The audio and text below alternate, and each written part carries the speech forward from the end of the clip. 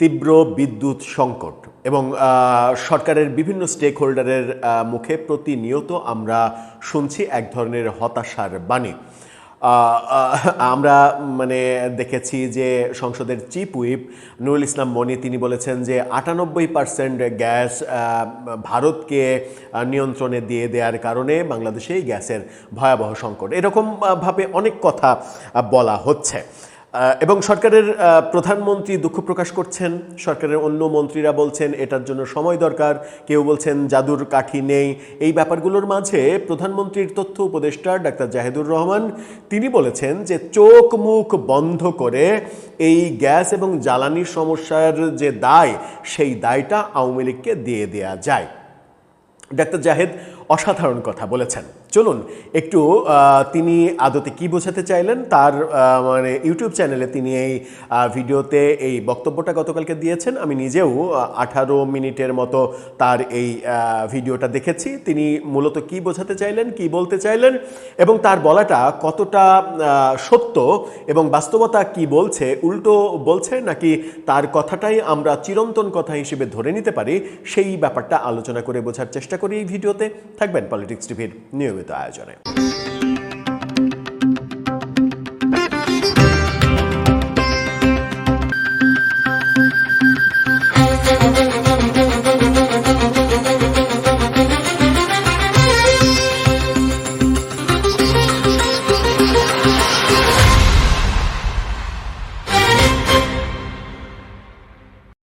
দর্শক, বলছিলাম বর্তমান যে গ্যাস সংকট, জ্বালানি সংকট, বিদ্যুৎ সংকট, এই সংকটের মূল দায়টা আসলে আওয়ামী লীগের।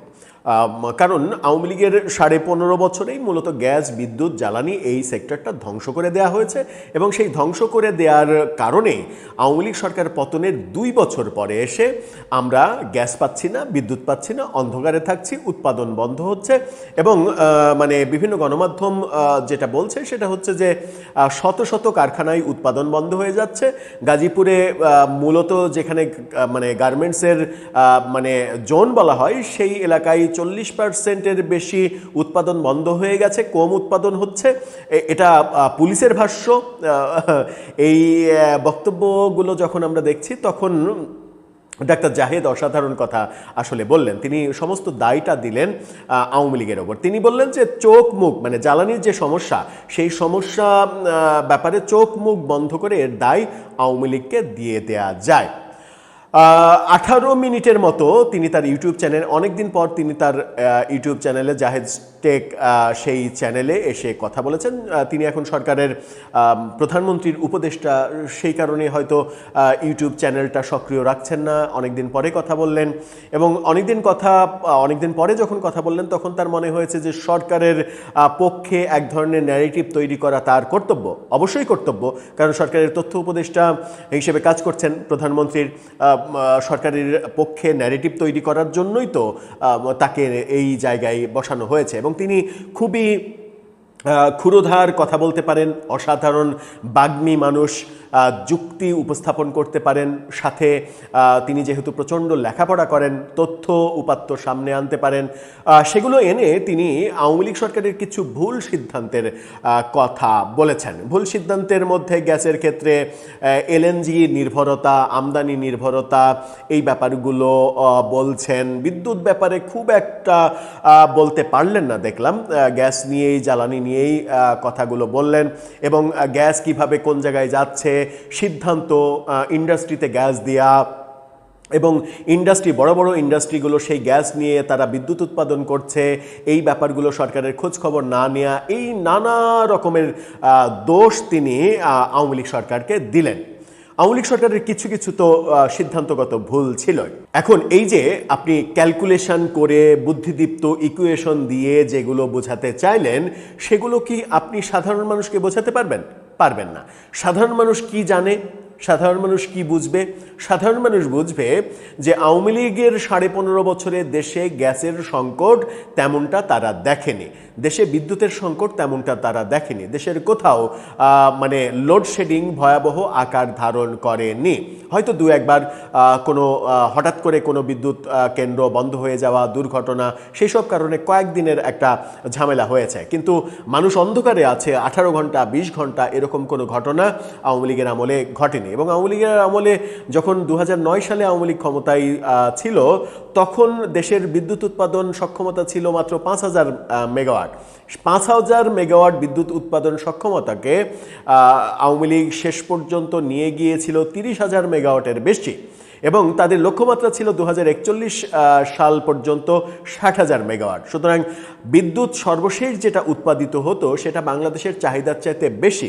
হয়তো সবগুলো কেন্দ্র থেকে একসাথে উৎপাদিত হতো না বলে চাহিদা এবং যোগান প্রায় সমান সমান, কিংবা একটু আধটু লোডশেডিং থাকলেও সেটা মানুষ অনুভব করতে পারতো না তেমন। কিন্তু এখন চিত্রটা কি? এখন চিত্র হচ্ছে পাম্পে গিয়ে সিএনজি গ্যাস পাওয়া যাচ্ছে না। এখন চিত্র হচ্ছে মানুষের বাসাবাড়িতে চুলা জ্বলছে না, চুলা জ্বালানোর মানে রান্না করার জন্য বিকল্প পথে যেতে হচ্ছে। এখন চিত্র হচ্ছে কারখানায় গ্যাসের অভাবে, বিদ্যুতের অভাবে উৎপাদন 50% কমে যাচ্ছে, এবং এর ফলে অর্থনীতির উপরে একটা বড় ধাক্কা আসবে।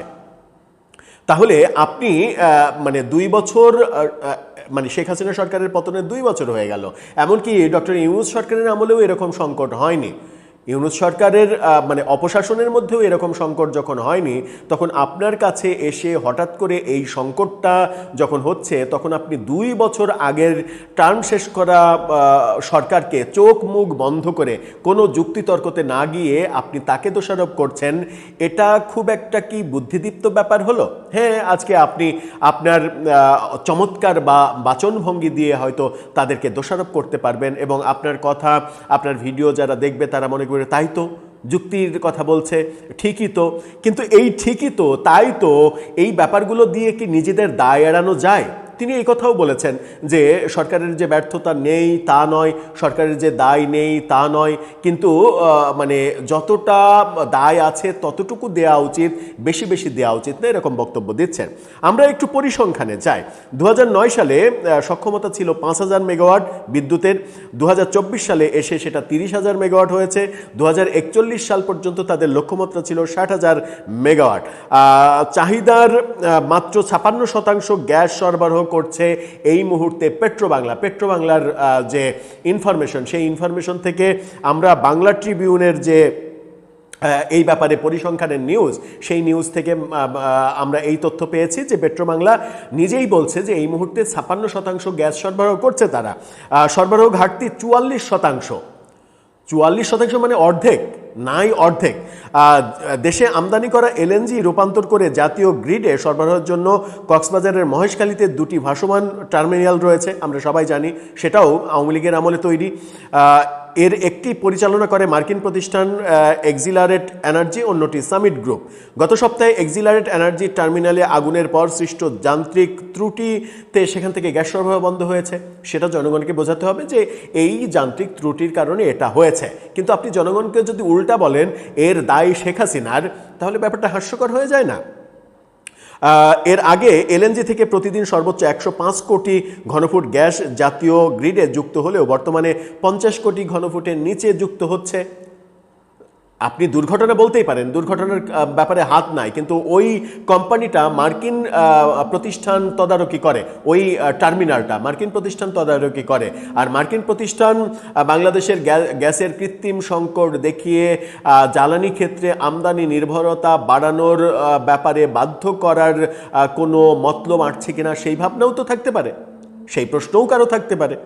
এখন আমরা দেখছি যে সব মিলে দেশে দৈনিক সরবরাহ 215 কোটি ঘনফুটের নিচে নেমেছে, যা কদিন আগেও ছিল 265 ঘনফুট, 265 কোটি ঘনফুট। 265 কোটি ঘনফুট যেটা ইউনূস সরকারের আমলেও ছিল, সেটা এখন 215-তে এসে দাঁড়িয়েছে। কিন্তু চাহিদা কত? চাহিদা 380। 380-র জায়গায় আপনার সরবরাহ 215। অথচ আপনি বলছেন যে এই দোষ মানে শেখ হাসিনার আমলেও সংকট ছিল। কিন্তু সেই সংকটে এমনকি ঘটনা 15.5 বছরে জনগণ দেখেছে যে পাম্পে দীর্ঘ সিএনজির লাইন গ্যাসের জন্য অপেক্ষা করছে? এমন ঘটনা কি তারা দেখেছে যে একসাথে সমস্ত বাসাবাড়িতে গ্যাস পাচ্ছে না, রান্না হচ্ছে না, কিংবা উৎপাদন বন্ধ হয়ে যাচ্ছে কারখানাগুলোতে 50%? এরকম দৃশ্যকে আমরা দেখেছি? দেখিনি। তারা যে কোনোভাবেই হোক, কুইক সিদ্ধান্ত হোক, মধ্যমেয়াদী সিদ্ধান্তে হোক, দীর্ঘমেয়াদী বাস্তবায়ন প্রক্রিয়ায় হোক, যে কোনোভাবেই তারা কিন্তু এই খাতটাকে সচল রাখতে পেরেছিল।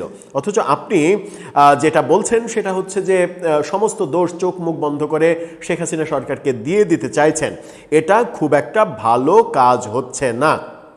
এদিকে যেটা বলা হচ্ছে, তিতাস গ্যাস যে তথ্য দিচ্ছে, তাদের দৈনিক প্রায় 190 কোটি ঘনফুট গ্যাসের চাহিদার বিপরীতে পাওয়া যাচ্ছিল প্রায় 150 কোটি ঘনফুট, যেটা পাওয়া যাচ্ছিল কিছুদিন আগেও, কিন্তু এখন সেটা পাওয়া যাচ্ছে 115। 190 এর জায়গায় 115। এর সরাসরি প্রভাব পড়ছে শিল্পাঞ্চল, সিএনজি স্টেশন এবং আবাসিক গ্রাহকদের ওপরে। প্রতিদিন মানে বাংলাদেশের গ্যাসের অভ্যন্তরীণ উৎপাদন প্রতিদিন হ্রাস পাচ্ছে। প্রতিদিন প্রায় 500 থেকে 600 মিলিয়ন ঘনফুট গ্যাস সাপ্লাই করতো, এক সময় করা হতো। আমরা আশা করছি আগামী সপ্তাহের মধ্যে এখান থেকে আমরা ইনশাল্লাহ 280 থেকে 300 মিলিয়ন ঘনফুট তারা গ্যাস সরবরাহ করতে সক্ষম হবে, এমনটা সরকারের পক্ষ থেকে জানানো হচ্ছে। যেখানে 600 মিলিয়ন ঘনফুট সাপ্লাই হতো, সেখানে 280-র কথা বলা হচ্ছে, আশাবাদ ব্যক্ত করা হচ্ছে। এই গত কয়েক বছরে দেশীয় গ্যাস ক্ষেত্র থেকে উৎপাদন ধারাবাহিকভাবে কমেছে, এটা বাস্তবতা।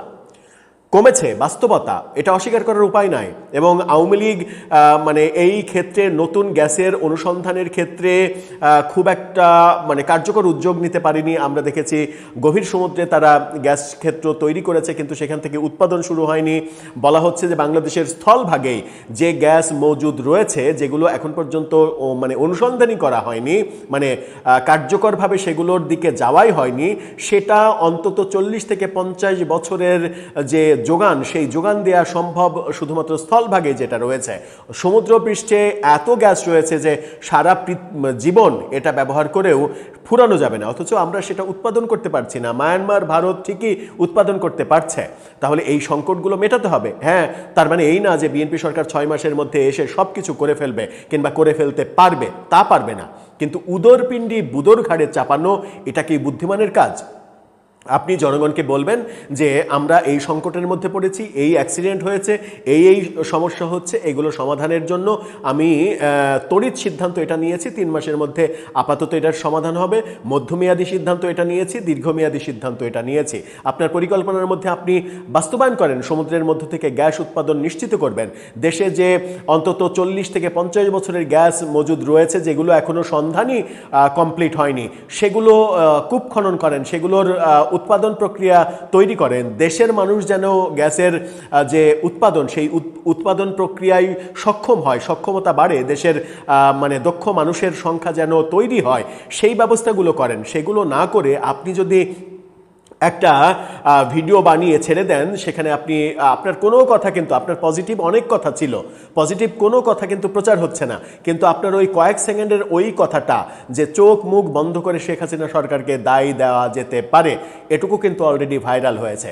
তাতে কি একজন ব্যক্তি, জাহিদুর রহমান, যিনি প্রচণ্ড গ্রহণযোগ্য একজন ব্যক্তি ছিলেন সামাজিক যোগাযোগ মাধ্যমে, টেলিভিশনে, টক শোয়ে, কথায়, সত্য কথা, স্পষ্ট কথায়, তিনি সরকারে চলে যাওয়ার সাথে সাথে পরিপূর্ণভাবে পরিবর্তন হয়ে গেলেন, ব্যাপারটা কি মানুষের কাছে ভালো লাগবে? আমার মনে হয় ভালো লাগার কথা নয়। সুতরাং এই ব্যাপারগুলো, এবং এটা সরকারেরও উপকার করে না, এটা সরকারের ক্ষতি করে।